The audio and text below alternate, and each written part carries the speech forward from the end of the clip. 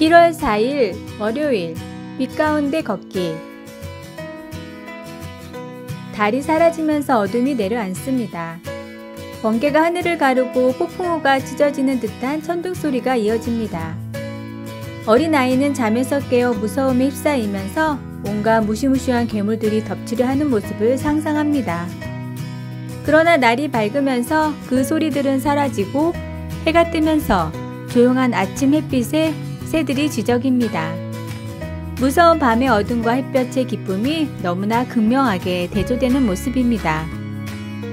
히브리서 저자는 이스라엘 백성들이 시내산에서 흑암과 폭풍이 너무 심해 두려워 숨어버렸던 그때를 회상합니다. 출애굽기 20장 18절에서 19절. 이스라엘 백성들에게 하나님의 임재는 율법이라는 사랑의 선물을 주시는 자리임에도 흑암과 공포로 느껴졌습니다.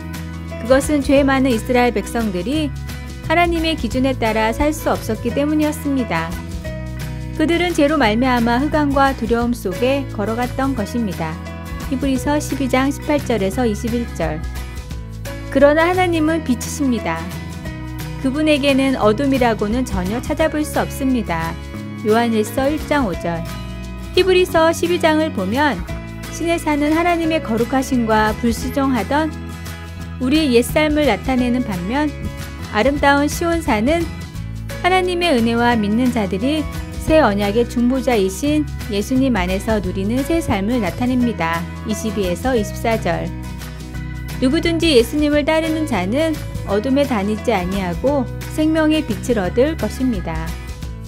주님을 통해서 우리는 이전의 어두운 삶에서 벗어나 하나님 나라의 빛과 아름다운 가운데를 걸어가는 기쁨을 누릴 수 있습니다. 예수님을 믿는 사람으로서 예수님이 당신의 삶 속에 들어오신 후 당신의 삶이 어떻게 바뀌었습니까? 믿음 안에서 어떻게 성장하고 싶습니까? 말씀. 그 안에 생명이 있었으니 이 생명은 사람들의 빛이라. 요한복음 1장 4절. 찬송 381장 나 캄캄한 밤 죄의 길에. 기도. 주 예수님, 저를 어둠 속에서 건져내어 빛 가운데로 들어가게 해주셔서 감사합니다. 어둠을 피하고 영혼을 향한 빛 가운데 계속 걸을 수 있도록 도와주셔서. 아멘. 아래의 빨간색 구독 글자를 누르시어 더 많은 전도의 열매를 맺으시길 기도합니다. 1월 5일 화요일 그물. 미국 샌프란시스코의 금문교는 1930년대에 이루어진 아름다운 다리입니다. 세계에서 가장 높고 긴 교각으로 두 기둥에 매달아 놓은 것이 1마일 이상이나 되는 긴 다리입니다. 다리 위에서 아래쪽 바다를 내려다보면 현기증이 날 만큼 높습니다. 그래서 이 다리는 지금까지 수많은 사람들이 뛰어내려 스스로 목숨을 끊기도 했습니다. 다리를 놓는 공사 중에도 여러 명이 바닥에 떨어져 목숨을 잃어버리기도 했습니다. 그래서 공사를 담당했던 시 당국에선 기술자들의 생명을 구하기 위해 여러 가지 안전 대책을 강구하기도 했습니다. 그 가운데 한 가지가 철사로 그물을 만들어 밑바지로 까는 것이었습니다. 그 자체로도 거대한 공사였습니다. 마치 고개단의 공중 고개시 밑에 깔아둔 방어용 그물 같은 것이었습니다. 공사는 힘들었으나 완공된 후부터는 추락해도 그물에 떨어지므로 일꾼들도 안심하게 일할 수 있게 되었고 다리도 안정되고 공포도 사라져 공사의 능률은 더욱 오르게 되었습니다. 놀라운 것은 그 그물을 쳐둔 이후엔 아무도 추락한 사람이 없다는 사실입니다. 위험은 똑같이 존재했으나 저들은 안심하고 일했던 것입니다. 여기에 나오는 그물은 하나님의 손길을 믿는 믿음과도 같습니다. 위험한 재난 가운데서라도 우리를 받쳐주시는 그물과 같은 하나님의 손길을 확신할 때 우리는 더욱더 자신 있는 삶을 살아갈 수 있게 될 것입니다. 우리는 하나님께서 인도하고 돌보아 주신다는 사실을 잊지 말고 눈이나 귀에 아무 증거 없다 하여도 하나님을 따라가야 합니다. 순종하고 나아갈 때 하나님께서 우리의 모든 필요를 돌보아 주시고 우리의 인생을 인도해 주실 것입니다. 오늘의 말씀 믿음은 바라는 것들의 실상이요 보이지 않는 것들의 증거니. 히브리서 11장 1절. 오늘의 찬송 15장 하나님의 크신 사랑. 오늘의 만나. 믿음은 신념을 포함하고 있지만 신념과는 다릅니다. 믿음은 하나님의 말씀으로부터 시작하고 신념은 자기 생각과 확신으로부터 시작합니다.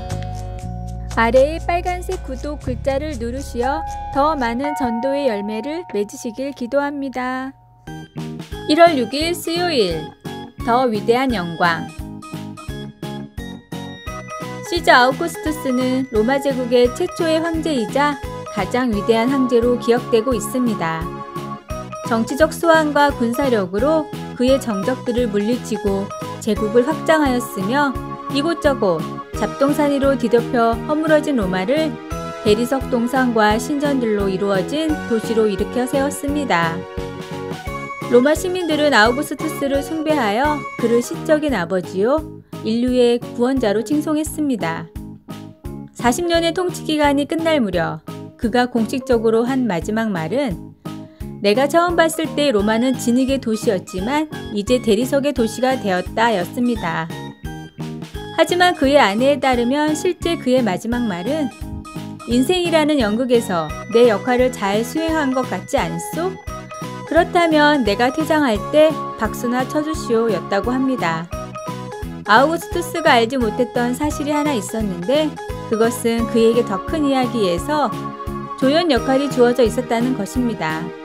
그의 통치하에서 한 목수의 아들이 태어나 로마 군대의 그 어떤 승리나 신전, 경기장, 궁전보다 훨씬 더 위대한 무엇을 드러내 보여주었습니다.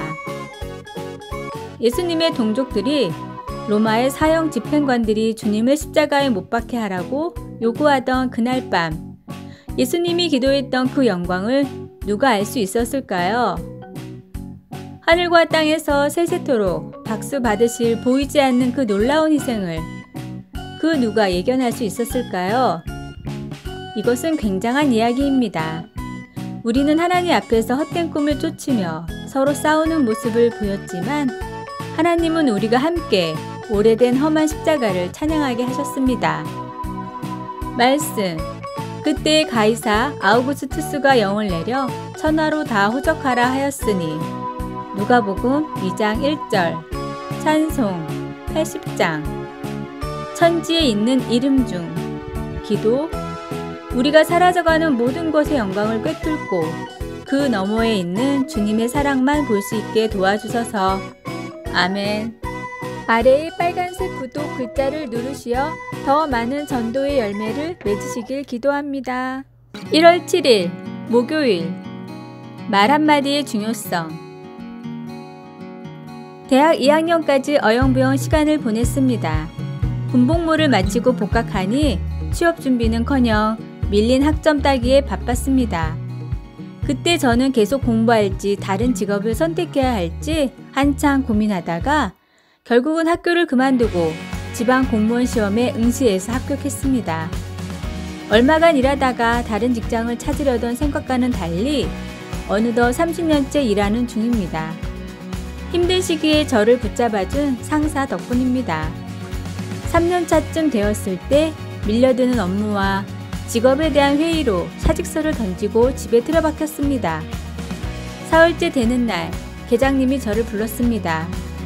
일이 힘들면 말하지 그랬나? 하고 따뜻한 말로 위로해 주었습니다.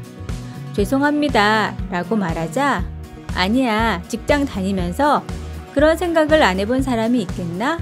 자네 업무는 내가 볼 테니 사무실 걱정은 말고 머리 좀 식히면서 푹 쉬었다가 나오게 하고 말했습니다. 그 한마디가 지금까지 일하는 원동력이 되었습니다. 그때 받은 배려를 후배들에게 돌려주고 싶습니다. 말 한마디의 중요성을 알려주는 이야기입니다. 그렇습니다. 한마디 말이 상대방에게 큰 위로가 되기도 하고 때로는 상처를 주기도 합니다. 그러니 우리는 진심이 담긴 말을 하도록 노력해야 합니다.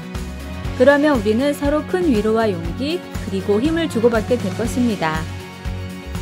오늘의 말씀. 선한 말은 꿀송이 같아서 마음에 달고 뼈에 양약이 되느니라. 잠언 16장 24절. 오늘의 찬송 410장 내 맘에 한 노래 있어.